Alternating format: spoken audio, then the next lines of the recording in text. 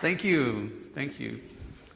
You know, it's nice being back up on stage and everything again, you know, versus having to just be sitting in front of the screen all the time and everything. So, but I want to thank FutureCon and Kim for having me back and to Keynote and to be here today, and glad to see so many people here and stuff today. You know, it's kind of with the virtual and you know, the live audience, it's almost like, you know, kind of being in a studio audience or something like that now, you know. So, you know, we have, you know, kind of best of both worlds. You know, you can see the people down there on the stage on all this sort of things again. So that part's kind of cool. You know, I know COVID and the pandemic has been, you know, really tough, and, you know, it really affected like the conferencing and a lot of other businesses, and, you know, our lifestyles and all the other stuff. And you know, one of the other things, you know, during lockdown, you know, with everyone being down, you know, another issue that kind of came up was, you know, like the outdoor stuff, you know, like the golfers and everything, you know, they couldn't play golf because they, you know, they had to stay 6 feet away from the cup, you know, so they couldn't, you know, do anything along that line. So, all right, so now that I know that a very bad joke has a little bit of laughter and everything else, so we'll go ahead and kind of get serious now. And so, you know, with COVID, with all the changes that was done, you know, companies overnight had to shift.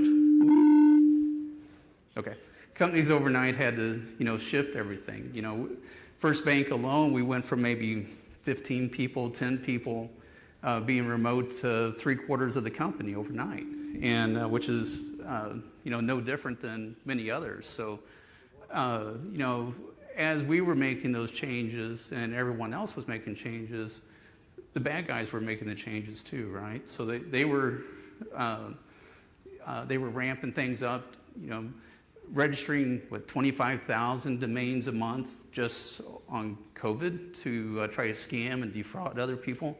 So a lot of crazy things was happening during that period of time. But before we can start talking about the future, we need to understand a little bit more about the past. You know, what all happened? You know, what sort of things happened? Where are we at now before we can start planning for the future? And that's what we're going to talk about. Where are we at now from a security perspective? And then where do we need to go to? And we heard some of that through some of the great seminars and stuff here today, or the conversations. But before we get there, I kind of like to see a show of hands here. How many people are IT and not security? So, okay. How many managers are here? Okay. And how many of everyone is security?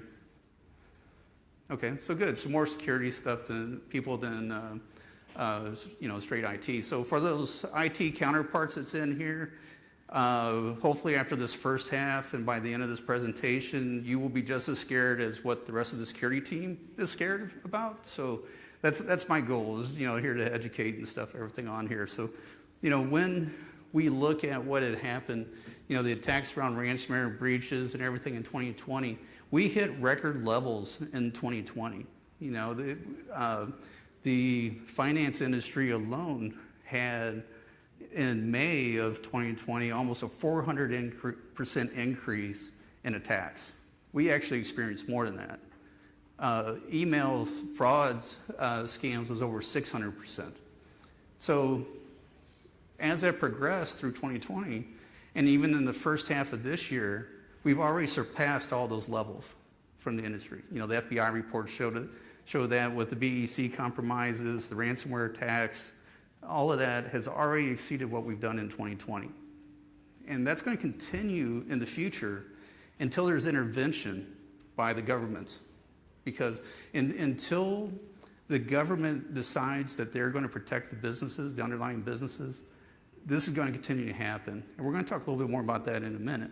But there is some encouragement, because there has been recent discussions with the U.S. government and about 20 other governments on targeting cryptocurrencies that's being used for ransomware and other payments and fraudulent payments on the dark web. So hopefully something does come out of that, because, you know, it's kind of like bank robbers, you know. They go where the money is. Well, if we're attacking and blocking the money that's being done on the cryptocurrency side of things and on the dark web side of things, that might help stop a little bit. Likewise, if we're sanctioning the countries that are allowing for safe havens for this, like Russia, China, North Korea, then maybe some change will happen as well. But all of these areas so far this year has been on a massive increase. Critical infrastructure, as we know, we've heard some discussions about Colonial Pipeline, supply chain attacks, SolarWinds, CASA, and there's been some others as well. So all these things are growing. They're happening more and more frequently. Critical infrastructure, which banking is part of, there's definitely a lot around there. Healthcare has been hit very hard and continues to be hit very hard, which is scary because there was already, I think it was in Germany, where a child lost his life because the equipment was a ransomware attack happened to the hospital, and the equipment there caused it to not get the people not to receive the alerts that the child was having health issues and ended up passing. So what happens with those now? So what's legal implication? Are those people now that was associated with that ransomware, should they all be prosecuted for homicide? I think so. I mean, it's a direct cause, right? Cause and effect. Was it murder? Yeah. That might not have been the intent, but definitely a homicide in my mind. But I'm not a lawyer, I'm not a prosecutor, so I try not to dig into that stuff, right? State-funded attacks are definitely on the rise. 5-10 years ago, it was maybe 10%. Now it's 20-25% of all the attacks are state-associated. So the kind of the misnomer here is the credential breach. It's showing down. Well, what I mean by that is the total number of records are down in the first half of this year. Of only 18 billion records compared to 36 billion in 2020. What's another 18 billion, right? But the overall breaches themselves are up. So kind of where one side is up, the impact is actually down a little bit. So with critical infrastructure, the amount of attacks that's been part of that is up over 100% so far in the first half. And this doesn't even count the July attack of T-Mobile, which we know had almost 40 million records that was compromised there on that. It's a large target, 16 different sectors. There's high impact. Look at the damage that was done to Colonial Pipeline. So there's so many other areas that could cause devastating, impact to the economy. And actually, the Federal Reserve Chairman, his number one concern of the economy isn't the political factors or the COVID or anything else. It's actually a large financial payer getting hit by a ransomware attack that could devastate the economy. So when the Federal Reserve Chairman is saying this is my number one concern, that's an issue, right? So nonetheless, from a banking perspective, that's more pressure on us to make sure that we do the right things. So, we've seen in over the course of the summer almost a six-fold increase over 2020 of scanning, primarily from Russia, China, and the Netherlands. So you kind of figure, well, why Netherlands? Well, they have a lot of data centers there that are used to jump off, and so they have a lot of lighter rules there, so a lot of the criminals really like them. So BEC and phishing is still the number one impactful loss as far as that's concerned. Almost $2 billion was done in 2020, and according to the FBI, and almost 20,000 attacks or victims. So you think of 20,000 victims and making up 1.8 billion in losses. That's a lot. Unfortunately, romance scams are still very high. We see probably 2 or 3 of them a week of our customers. Unfortunately, that's fallen victim to that. People are lonely, so they're very vulnerable, unfortunately, when that happens. Or if they're older, we see a lot of that, sadly. So 1 out of 3 emails suspicious emails have malware associated with it. So what are you doing to protect yourself from the malware? And we'll talk more about that in a little bit. Supply chain continues to grow to be an issue. Almost 66% increase. This is going to be something we're going to see more and more because the overall impact and the ability for these state actors to compromise these systems and get into multiple, especially if it's being used by the government or high profile, either pharmaceuticals or, places that has a lot of intellectual property. If they can get into those are big things. Your Microsofts, your pharmaceutical companies, the Department of Defense, all of those are big targets. And if they can find an inner way in there, such as the SolarWinds, then it's very worthy for them to do that. State-sponsored, as I said, is on the increase. From a dark web perspective, almost 15% of all the purchases that's happening on there for exploits is being occurred by state-sponsored organizations. And they're developing about 50% of the exploits that they're developing if they can't purchase it. So they're doing that much research on there. SolarWinds, I believe, had close to 1,500 developers that was involved or people that was involved with that attack. So these are large-scale organizations that needs that state funding. And so, countries like Russia and China, they have that resources to be able to do that, and they will continue to do that until they come checked. The cyber world and physical world are tied to one another. If you don't think so, then look at COVID and the number of phishing emails that was associated with COVID itself.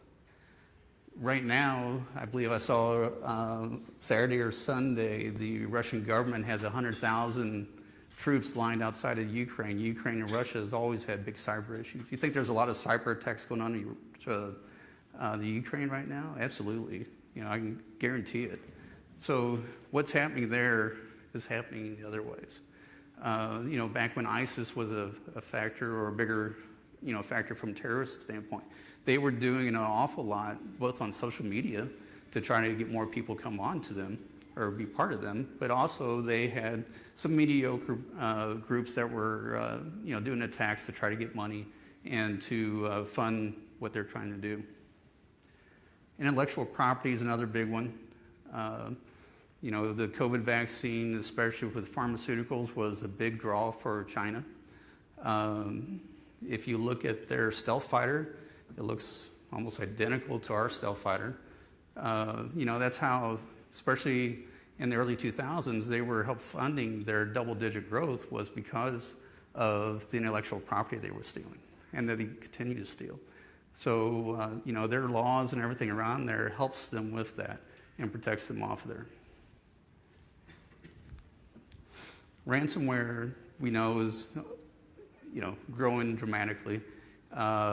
It's, one of the big things that causes the popularity, especially in the news and everything that's happening with that. The boards, your executives, and everyone are asking a lot about it and what you're doing with it. The total impact from a loss standpoint, from at least of what the ransoms are being paid, is very minimal compared to the BEC side. But the overall attacks and everything else, the outside cost is very dramatic. It's in the billions. That's, these, let's see here, a $40 million attack might still cost you $150, $200 million, not counting the, revenue losses and everything else that might occur off of there. So, so the overall impact is very high. But let's not forget what the underlying issue is of a ransomware attack of that size. It's lateral movement. It's not the ransomware. The ransomware is the end result of a breach and the lateral movement that took place in your environment. So we'll talk more about how to further protect that and here in a bit. And then the credentials, as we kind of talked about, the total number of records in 2020 was 36 billion. And so far, we're about half of that. And even in the first half of 2020, that number was still a lot more than what we've done here. As more companies continue to be breached, these numbers are going to continue to grow for the end of this year. I'm sure we'll probably be close to the 2020 numbers for the total records by the time it's all over with, and then the total number of breaches will definitely far exceed 2020. 2022, I would venture to say, is going to continue that increase as well. Fraud trends, as I kind of mentioned with the BECs, continue to rise. There's about 20% increase, a little over that. Almost 3.3 billion in overall losses, and that's in all types of fraud, not just email related. The vast majority of the victims are ages 80 and over. They're the ones with the highest payout, at least, and then 60 and over overall is the largest group if you compare, 15 to 25 or 25 to 40 and those sort of things. So 60 and over had, the overall impact from there. And then about 70% increase in complaints on them over 2021, over 20. So, we constantly see coming through the bank because of the fraud portion that I'm part of, a lot of victims that's happening with this, and it's almost one or two a day out of our customer base. So you put that in a larger scale, it's rather sad. So, but all of this, if we look into the future, you can see based off of these trends that's happening on what's going to happen. And as we continue on, I'm going to predict to say here, we're going to see a continual increase in the state-sponsored attacks. And these attacks are going to grow stronger and stronger. And eventually it's going to be utilizing AI.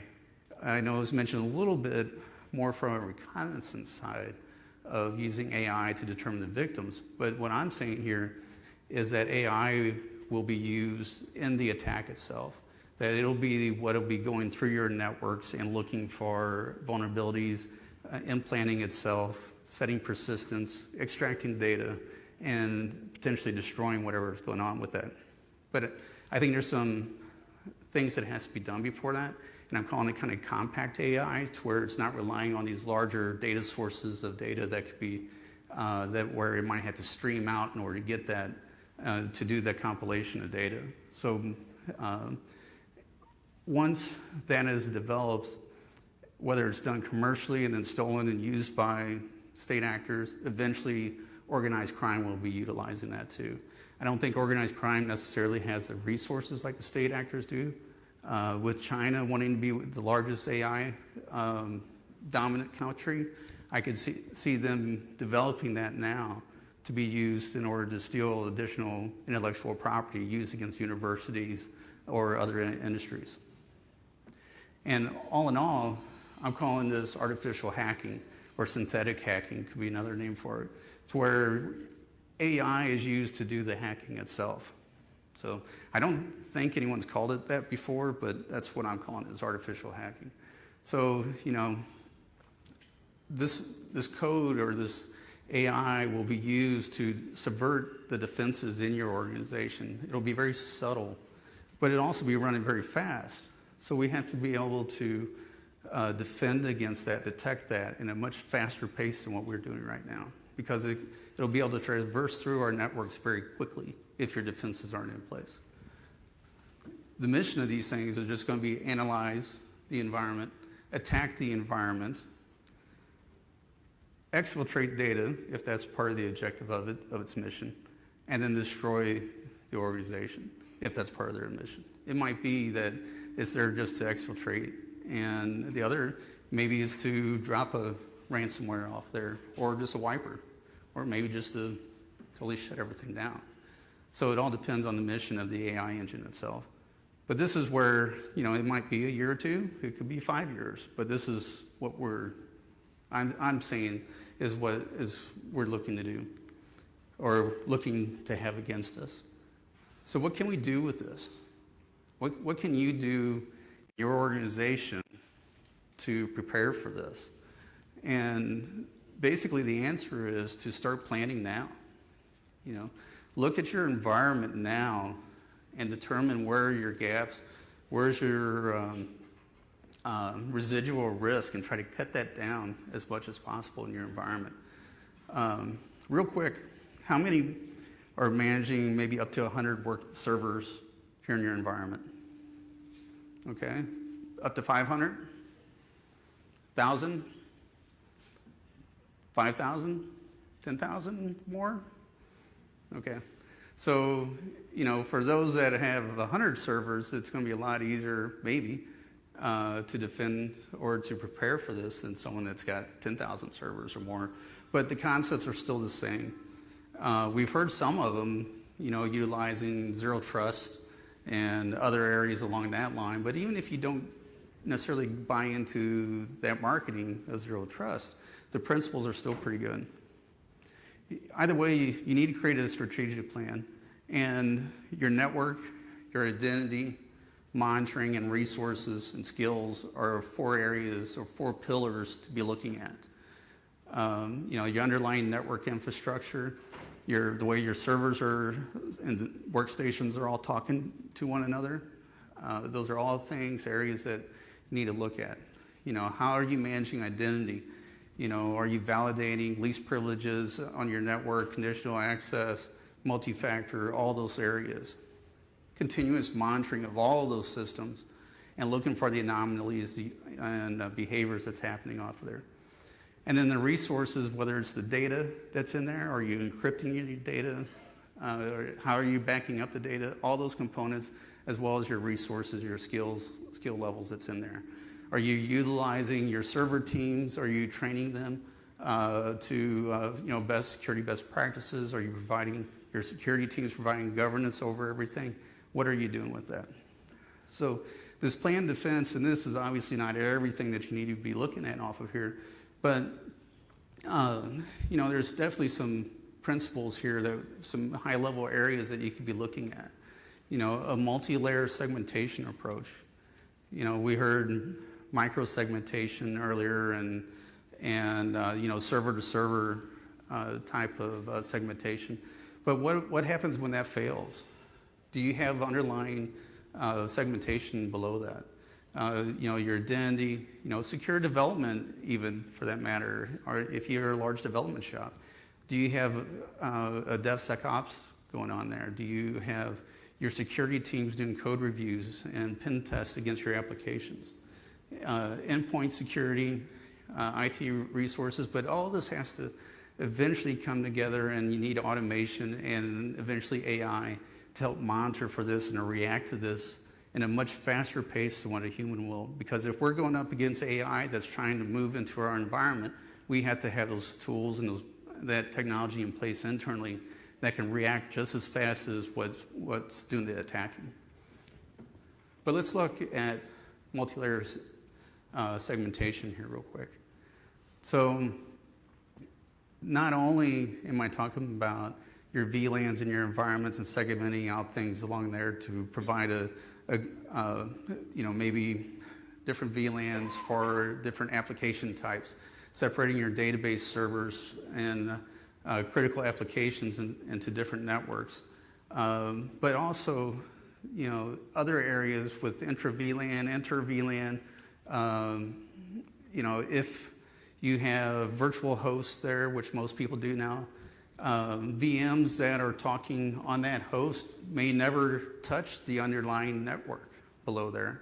And that's where, in my mind, that's where a good solution for like your Guardicore's, your Illumios, your AppGates, and some of the others that are there that provides that protection for the intra-host traffic there. But once it hits the underlying network, having an additional layer of protection there that's doing that same principles of only allowing what needs to get into that VLAN to touch those systems still is being controlled by a firewall within there. Utilizing least privilege access to those resources, requiring authentication to a resource. So having maybe AD groups for a particular application that is to gain access to that maybe front-end web server, you have to be a member of that AD group. But just because you're a member of that doesn't give you access to the underlying database. So kind of a quick, kind of crude example here, but if the user is needing to get to a application on server A, they have to have the proper authentication and proper rights to get down to there. So they have to be a member of the proper AD group. But server A might have one particular process that's on there that's associated with that application, but it might also have another application running on it. So having permissions or a firewall that's between those processes even to keep those processes from talking to one another. So that way, if that server A gets compromised, it can't get to anything else that's on there. So we're looking at really nano segmentation between services or applications that's relying on an existing server and preventing that from spreading. And maybe server B there is the database server that's also having reporting services on there. So depending on your access rights, you would have access to that. But even the servers themselves only have so much security that allows them to talk to the necessary protocols and stuff between there. Identity governance, your privileged access management, your multi-factor, all that needs to be considered within there. And don't forget not only at your user-based level, but at your device level too. Your workstations, your servers, do you have PKI infrastructure in there that has certificates and unique certificates on it? How are you building that up in order to make sure not only the devices are authorized, but also the user accounts?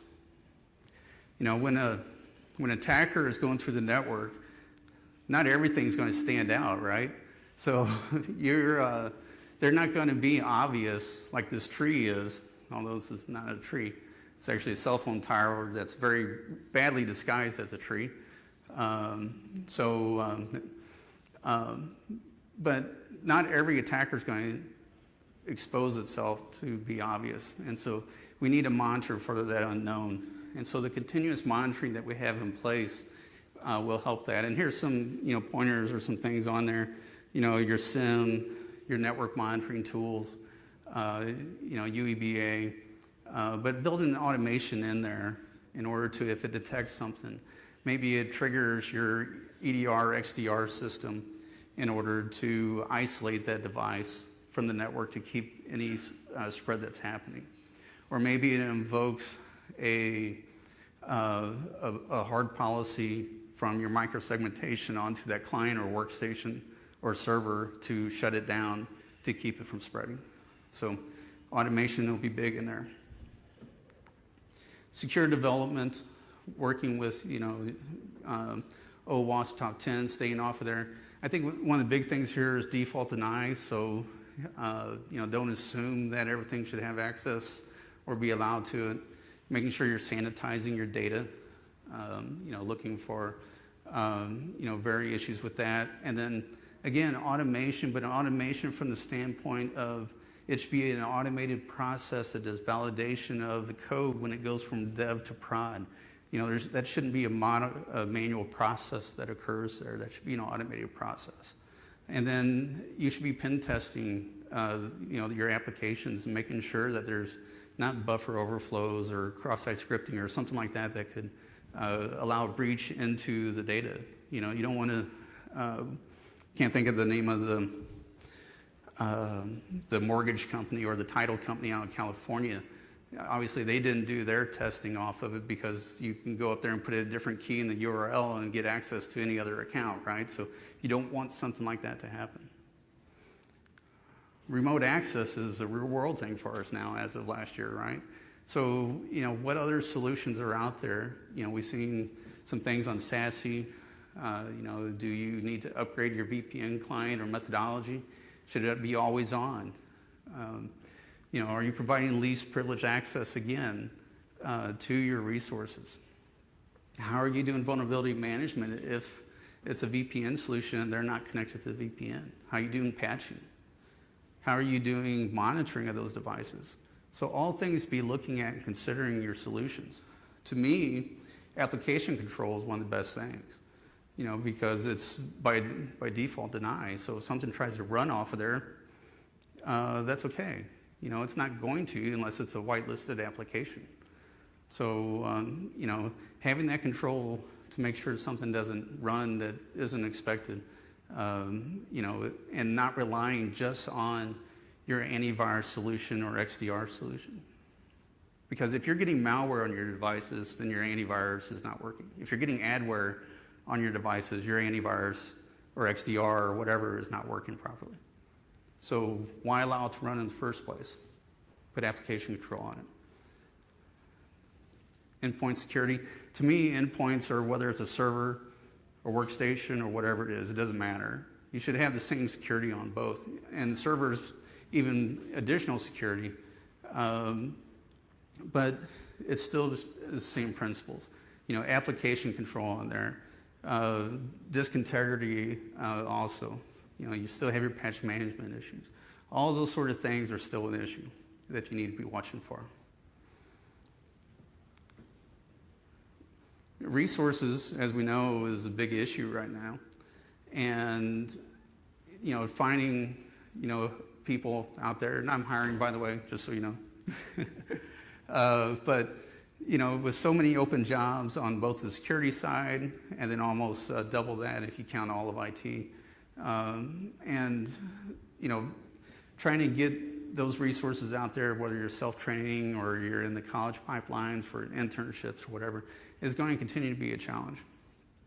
A recent poll from CompTIA showed that security resources, about 85% are currently remote, and they have a 77% job satisfaction because of that, which is up from where they were before.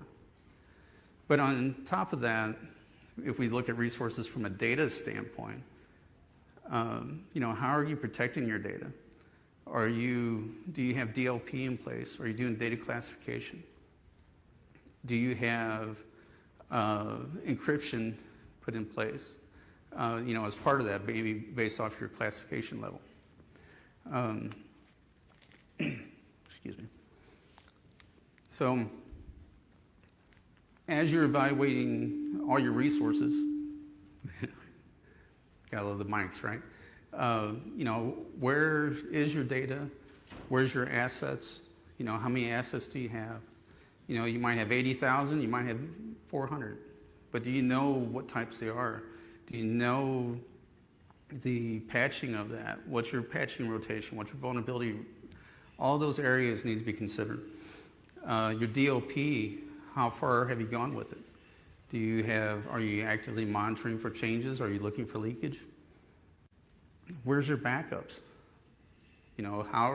How's your backups? How readily accessible is it? Is it easily accessible to a hacker? Do you have any offline? Hopefully. Being that when Revel came back online back in July, they were shut down because the U.S. government and the others that was part of that actually did their own trick and actually had infiltrated their backups.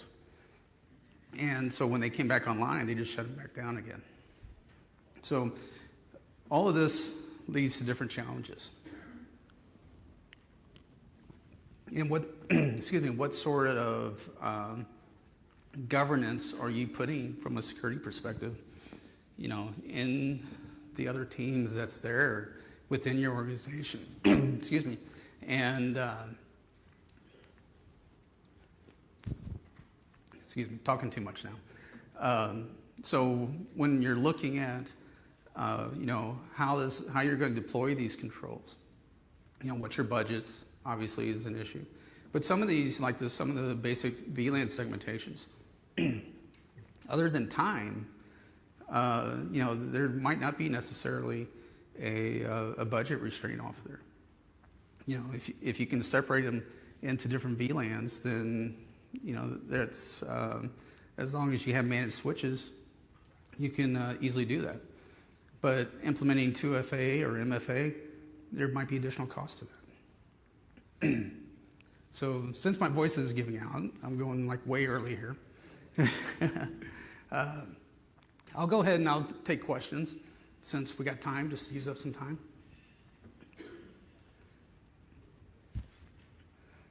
Any questions?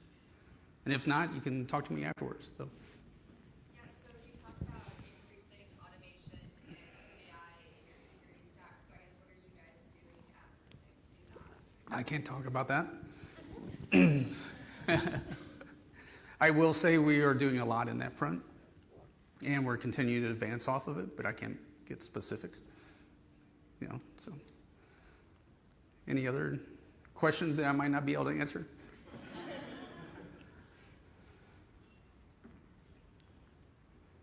Okay, well, I'm giving you guys a big break here, I think, and so I must have talked a lot faster than what I thought. Did you have a question? Sure. Then she's next. No, with like business email compromise, you got folks that are trying to do payroll diversions and things like that. Are you seeing more of an increase? Because you talked about credential theft not happening as much. Are you seeing some of these other,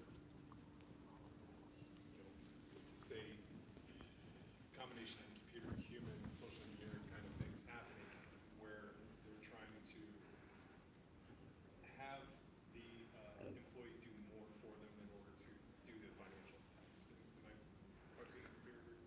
So is it kind of because of less credential attacks, are we seeing more fraud or more business email compromises that's occurring? Is that kind of what you're asking? Okay. So I think one of the things that's happening right now with the credentials that are being stolen, I think they're better quality credentials. I mean, if you look at the T-Mobile, for example, they got everything. They got social, they got driver's license, they got IMEI numbers. They got so much good information that could be used to for more identity fraud than maybe logging into a web portal or something like that line. Now, excuse me.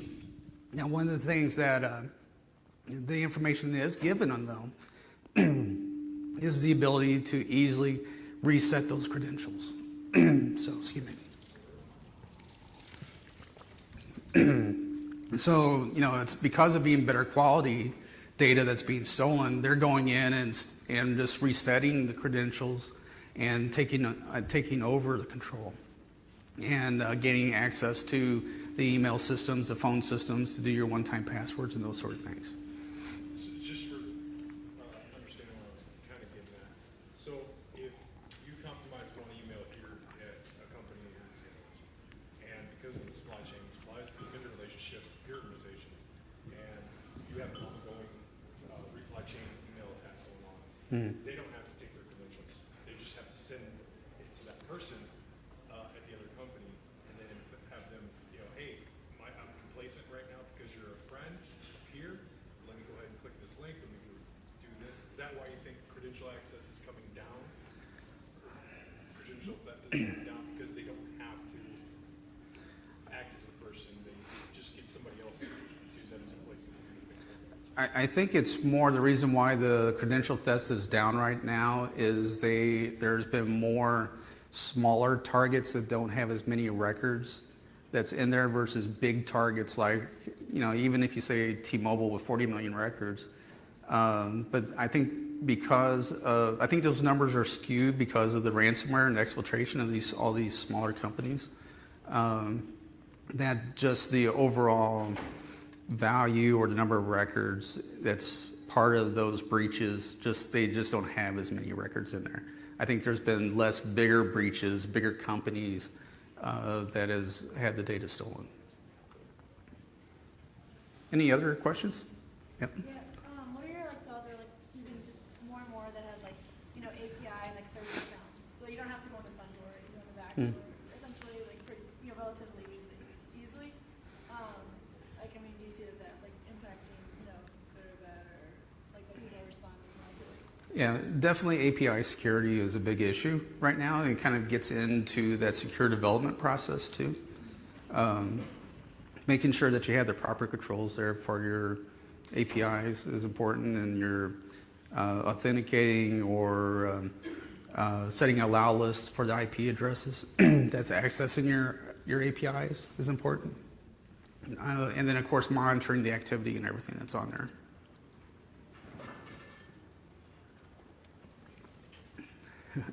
Thank you. Yep. Any other questions? Yes. Mm-hmm. I don't know if most people realize how much banks, financial institutions do to keep everybody safe. And I just wanted to applaud you and your organization and others. It's amazing what the tellers do on a daily basis in their interactions with people. They have to check for real ID, not false ID. They're looking for wire fraud. They're looking for romance scams. They're looking for elder abuse. They're doing all these things that to the average person we don't see. And quite frankly, that tellers and management are younger, probably not well, There's nothing wrong with being young. well paid. In their career at this point. So I just wanted to appreciate Thank you. The work that you and your staff and your teams do on a regular basis. Yeah, thank you. I had a graphic that I showed to our board just recently, and it was a Lockheed Martin overall security view, and it showed all the different areas that they deal with from a security perspective. And it's massive. You can find it out there on the internet if you looked at it. And so when I presented to the board this, and they're like, wow, that's a lot of stuff that they did. And I go, well, we do more than that. And they just were blown away. It's like, well, how could you be doing more than what's all on this graphic? And we do. And then when you add fraud monitoring, anti-money laundering, OFAC checks, and all those other things that we do on top of that to protect money. And First Bank is out of about 4,400 banks in the nation, we're ranked 176. So we're not the biggest, but we're also not small at all. And so our overall vector is fairly large that we see from an attack standpoint. So, but we do, like I said, we have a lot of controls put in place. So, thank you. Any other questions? Yes. A lot of companies are doing major outsourcing to third parties, especially application, infrastructure support now, and all of that. So, in your opinion, have you seen a difference since that's been happening, and increases or decreases? So the question is, do I see a difference or increase in security risk because of outsourcing to outside of the U.S.? So, yeah, or to third parties, right? So I think the answer there is it depends. You're definitely, when you go to a third party or outside of the U.S., you have a different level of risk just inherently, because now if your data is there, your data is now subject to the laws of that country, and rather than being outside the U.S. So that becomes a big issue. We try not to do that as much as possible. In the aerospace world, we were very restricted on doing that, and that was my previous life was aerospace. So, we try not to do that either. A lot of call centers and stuff happens overseas. So you really have to contractually really look at that and make sure that you're comfortable with that and you weigh the risk of it. I wouldn't necessarily say that the risk is higher, but there's different risk associated with that. Okay. Any others? Okay.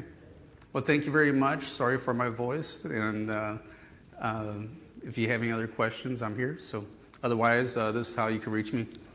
For those that are online. And again, I'm hiring, so come see me.